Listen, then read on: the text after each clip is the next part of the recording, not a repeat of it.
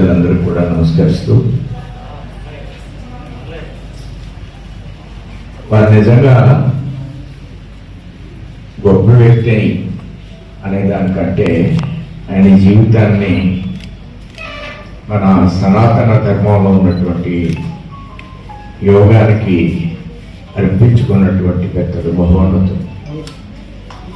ఆయనకి ఈ యోగం ఒక ధైర్యాన్ని ఇచ్చింది. ఈ యోగం మూలంగా వారు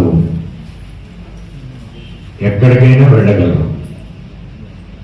10 రోజులు కూడా ఫిజికల్లీ హ్యాండిక్యాప్డ్ ఉన్న వాళ్ళకు కూడా ఆయన యోగాన్ని నేర్పించేటువంటి పరిస్థితి. వారు యోగాన్ని కోవిడ్లో, నేను కూడా వాళ్ళ దగ్గర 15 రోజులు కోవిడ్లో యోగా నేర్చుకున్నాను. ఈ లోపల ప్రెసిడెంట్గా అనౌన్స్ చేశారు, బయట తిరిగాను, 2 సార్లు కోవిడ్ వచ్చింది. అయితే ఆయన ఆ సమయంలో కూడా కోవిడ్ పేషెంట్కి ఆయన యోగా నేర్పారు.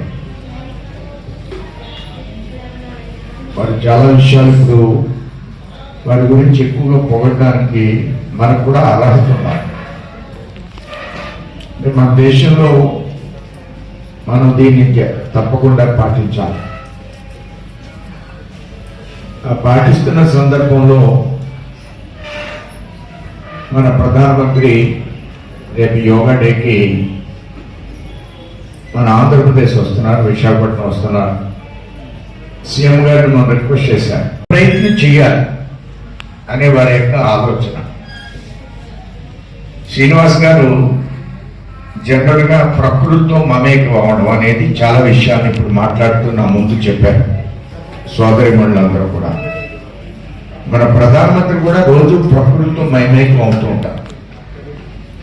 ఉదయం 4-5 గంటలు 4 గంటలకే లేవడం, ప్రకృతితో ఆయన శరీరాన్ని అనుసంధానం చేయడం. వారు ఒక మాట చెప్పారు, కలెక్టర్లకు అందరికీ చెప్పారు, ఏం కాదు రేపు పొద్దున యోగా అద్భుతంగా జరుగుతుంది. ఈ 108 నిమిషాల్లో 108 సూర్య నమస్కారాలు చేయించే ప్రయత్నం ఇక్కడ జరుగుతుంది, వర్షం రాదు అని. ఆయన ధైర్యం ఏంటి? ప్రకృతితో మమేకం అవడం యోగ ద్వారా నిత్యం కూడా. మన ప్రధానమంత్రి గారి ప్రయోగం నాకు 89 వచ్చిందంటే నేను బెడ్ మీద నుంచి బాత్రూమ్కి వెళ్ళడానికి 3 స్టెప్స్లో వెళ్ళేవాడిని. అలాగా విత్ ఇన్ 3 డేస్లో నాకు 98 వచ్చింది, ఓన్లీ ఫర్ యోగా. నేను కానీ ఒకవేళ కానీ ఆ మాస్క్ కానీ వేసుకుంటే డెఫినెట్గా పెద్ద మాస్క్లోకి వెళ్తాను. నేను ఆ చిన్న మాస్క్ అలో చేయలేదు. నేను యాక్చువల్గా హోమియో కూడా తెప్పించుకుని వేసుకునేవాడిని. ఆ బాటిల్స్ అన్ని చూసి ఆ డాక్టర్లందరూ ఏంటన్నది. నేను దాన్ని కూడా వచ్చిన తర్వాత ప్రెసిడెంట్ రిలీవ్ అయ్యే వరకు కూడా నేను విపరీతంగా తిరిగాను. 15 రోజులు కూడా నేను రెస్ట్ తీసుకోలేదు, ఓన్లీ బికాజ్ ఆఫ్ యోగా. దీనిలో అద్భుతమైన చెప్తుంది, మనం చేస్తున్నది భగవంతుడి కార్యం. ఆయన చేస్తున్నది భగవంతుడి కార్యం. ఆరోగ్యం కోసం తదేకంగా ఆయన ప్రయత్నం చేస్తూ సమాజానికి ఆరోగ్యం ఇవ్వాలి. ఆ కృషి, కల్పన, ఆ శక్తి, ఆ తపనతో వారి యొక్క మమేకం అవుతూ ఏ విధమైనటువంటి భేదభావాలు లేకుండా ఆ ట్రైబల్ పిల్లలతో మమేకం అయిపోవాలి, బదులుతో మమేకం అయిపోవాలి, యోగంలో మమేకం అయిపోవాలని మన ఆలోచన నిజంగా అభినందిస్తూ, మేడం గారు ఆయనకి కొంత ద్రవ్యాన్ని ఇచ్చారు.